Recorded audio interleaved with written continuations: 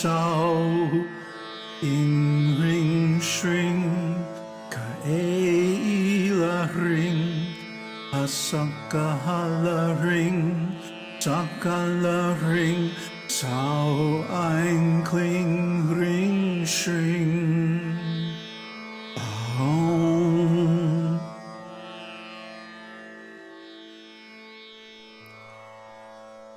Namaste.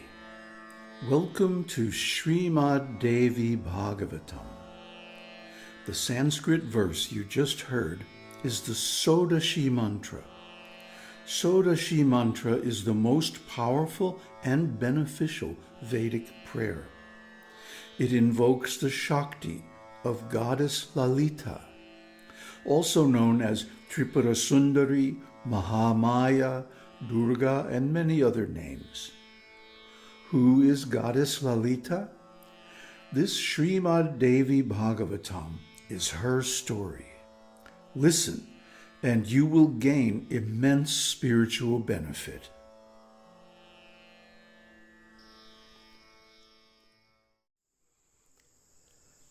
Namaste. So, this is the second part of the 5th chapter of the 1st Skandha of Śrīmad Devī Bhāgavatam. And in the last episode, Viṣṇu lost his head. See, this is another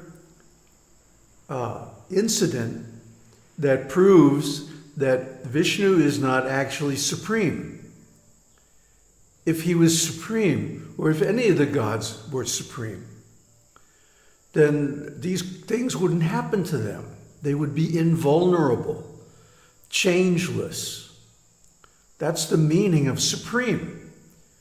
Supreme God means nothing or no one can challenge their supremacy.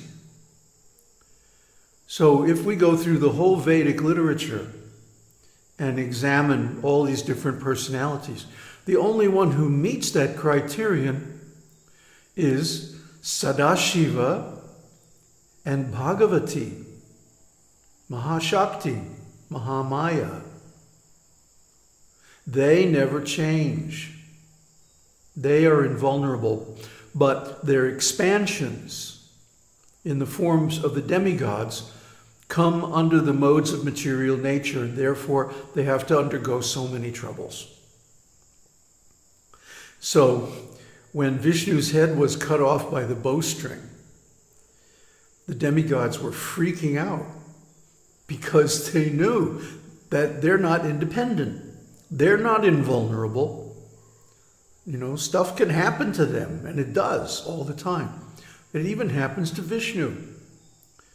So, let's pick up where we left off.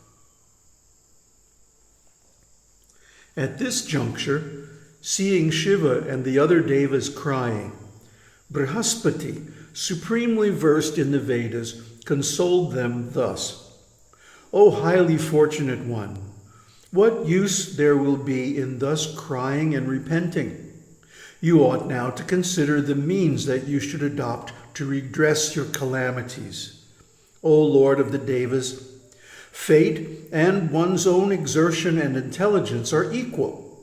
If the success comes not through fate, luck, or chance, one is certainly to show one's prowess and merit. Indra said, Fie to your exertion, when before our eyes the head of Bhagavan Viṣṇu himself has been carried off.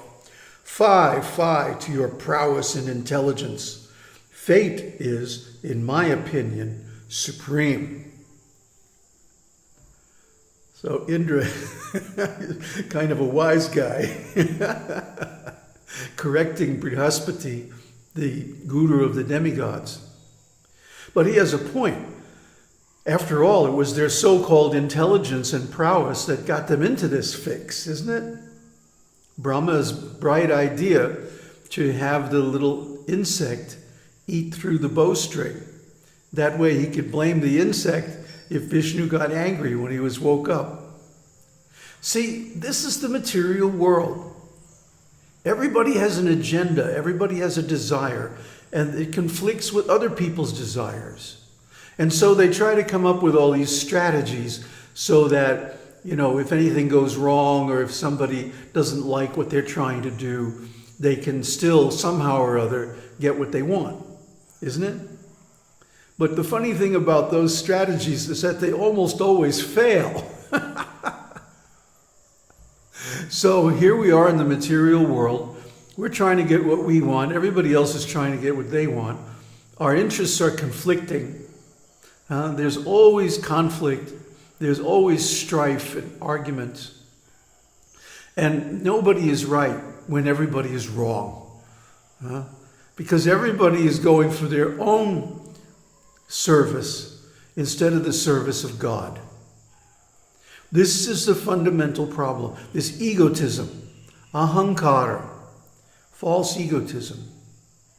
But the fundamental principle of this creation is ahankara. We saw when we were studying the Buddhist teaching, the Paticca that the very first beginning of all this is the delusion that I am an individual. I am a separate being, completely different from everything else. This is the root delusion of material existence. So even the demigods are suffering from this same delusion, and as a result they get themselves into trouble. Now let's see how they try to get out. Brahma said, "Whatever auspicious or inauspicious is ordained by Daiva, fate. Everyone must bear that. No one can go beyond the Daiva. When one has taken up a body, one must experience pleasure and pain. There is no manner of doubt in this. See, in long past days, by the irony of fate, Shambhu severed my head. His generative organ, too, dropped down through a curse. Similarly, Hari's head has today fallen into the salt ocean. By the influence of time, Indra, the lord of Shachi, had 1,000 genital marks all over his body, was expelled from heaven, and had to live in the Manasarovara, in the lotuses, and had to suffer many other miseries. O glorious ones, when such personages have suffered pains, then who else is there in the world that does not suffer? So you all cease sorrows and meditate on the eternal Mahamaya, who is the mother of all, who is the support of all, who is of the nature of Brahma Vidya, the supreme knowledge, and who is beyond the gunas, who is the prime prakriti, and who pervades the three lokas, the whole universe, moving and unmoving. She will dispense our welfare." So here Brahma gives the conclusion of all this philosophizing. When all is said and done, is whatever the universal mother's will, that becomes our fate. And nobody can counter it. Even the demigods. A couple of episodes ago, Viṣṇu was complaining, who wants to take birth in these wombs of human beings and lower animals? If I was independent, if I was really the God, then this kind of nonsense wouldn't happen to me. Why do I have to fight the demons for 10,000 years? This is agony. This is horrible, right? And then he gets a chance to take a little rest. And the next thing, the demigods come to him and they want to do a sacrifice. So they try to wake him up. And as a result, he loses his head. So really, Brahma is right. There's only one solution, and that is to approach the real transcendental goddess. Sadashiva, Brahman, is beyond all this. He's not concerned about all this in the least. That's her business. She is the consciousness. She is the manifestation. She is Daiva. She is fate. So if we want release from our troubles, we have to approach her. Sutta said, "Thus saying to the Devas, Brahma ordered all the Vedas that were incarnate there in their forms for the successful issue of the Devas' work." Brahma said, "O Vedas, now go on and chant hymns to the sacred highest Devi Mahamaya, who is Brahma Vidya, who brings all issues to their successful conclusion, and who is hidden in all forms." Hearing his words, the all-beautiful Vedas began to chant hymns to Mahamaya, who can be comprehended by jnana and who pervades the world. The Vedas said, "Obeisance to the Devi, to Mahamaya, to the auspicious one, to the creatrix of the universe, we bow down to thee who is beyond the gunas, the ruler of all the beings. O Mother, thou givest to Shankara even his desires. Thou art the receptacle of all the things. Thou art the prana of all the living beings. Thou art buddhi, intelligence, Lakshmi, wealth, shobha, beauty, kshama, forgiveness, shanti, peace, shraddha, faith, medha, intellect, dhriti, fortitude, and smriti, memory. Thou art the bindu, over the pranava, aum, and thou art of the nature of the crescent moon.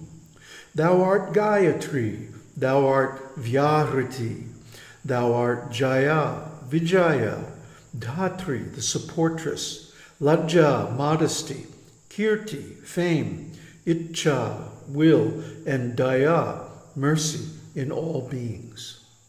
O Mother, thou art the merciful mother of the three worlds. Thou art the adorable, auspicious Vidya, knowledge benefiting all the lokas. Thou destroyest the universe, and thou skillfully residest hidden in the bija mantras. Therefore, we are praising thee." This is deep. Well, the Vedas are deep. The Vedas know all the secrets. See, the Vedas are the fountain of knowledge. This is why the demigods and the demons are differentiated, because the Devas follow the authority of the Vedas. The Devas act to support and propagate the Vedas. The demons are against the Vedas.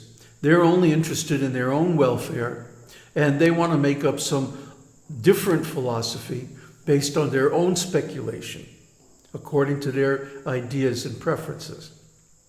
So that's why they always lose, usually catastrophically. And we're about to see this here on this planet, which has been taken over by the demons, and they're about to get kicked out by the results of their own actions. As always, they're creating such terrible karma, the whole planet is just going to smash them.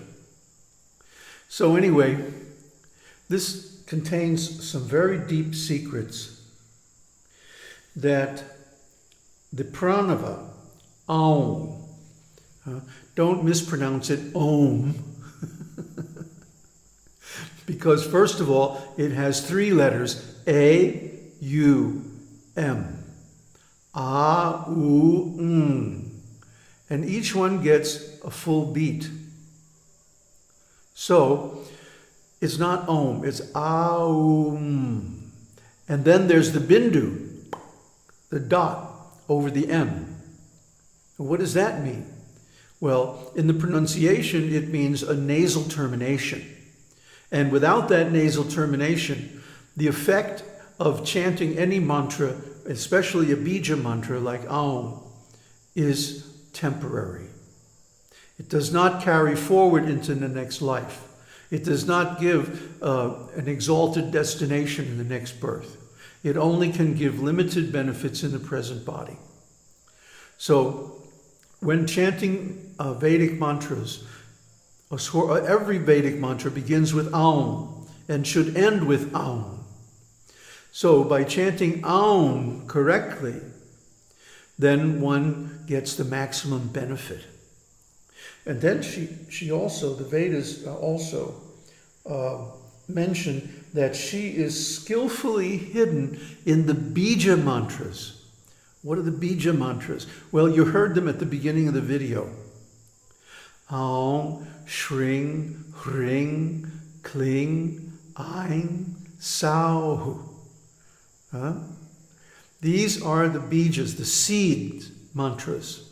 And each of them refers to a specific potency of the mother, of the goddess, Mahamaya, and brings out this energy. And it's hidden. See, it's different from the ordinary Vedic mantras.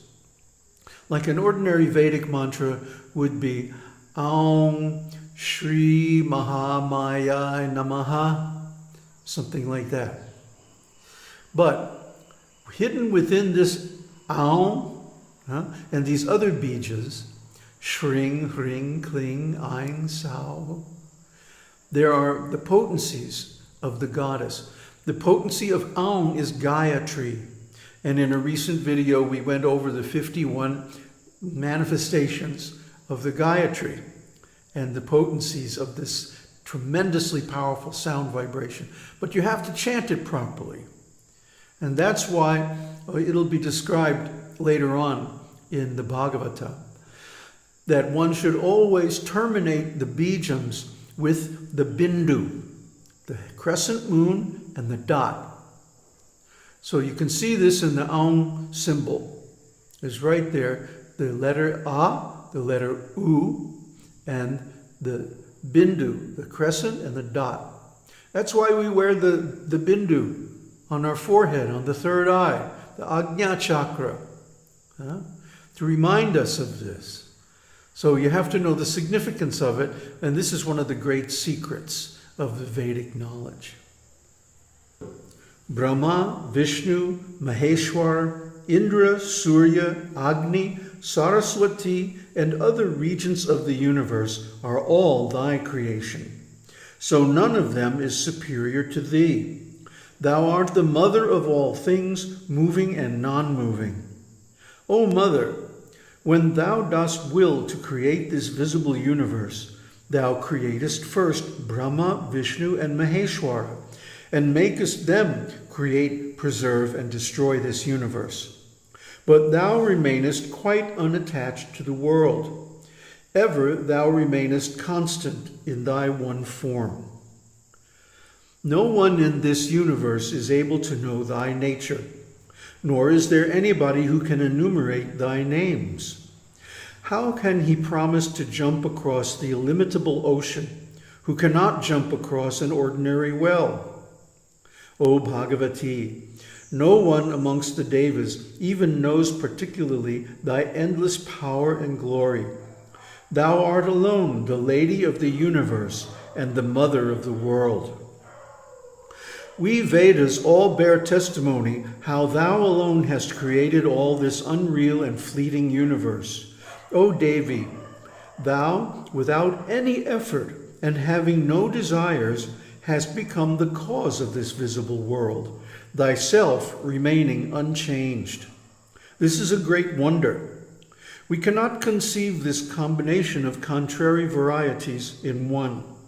O Mother, how can we understand thy power, unknown to all the Vedas even, when even thou thyself does not know thy nature? We are bewildered at this. O Mother, is it that thou dost not know about the falling off of Vishnu's head? Or knowingly thou wanted to examine Vishnu's prowess? Is it that Hari incurred any heinous sin? How can that be? Where is sin to thy followers who serve thee? O Mother, why art thou so much indifferent to the Vedas? O Mother, why art thou so much indifferent to the Devas? It is a great wonder that the head of Vishnu is severed. Really, we are merged in great misfortunes. Thou art clever in removing the sorrows of thy devotees. Why art thou delaying in fixing again the head on Vishnu's body? So at this turn of events, even the Vedas are dumbfounded. Even the Vedas can't understand why she does the way she does. This whole universe and all these stories in the scriptures are all just her pastimes. She is the Mahamaya, the great illusion. And we've gone into this philosophy very deeply in our earlier series, especially like Uladu Narpadu and the other works by Ramana Mahārṣi. How that this manifestation is not actually real. It's like a movie, like a drama or a play, or like a dream. When you're in a dream, it seems completely real, doesn't it? But then as soon as you wake up and you're in a different state of consciousness, you go, oh, that was just a dream.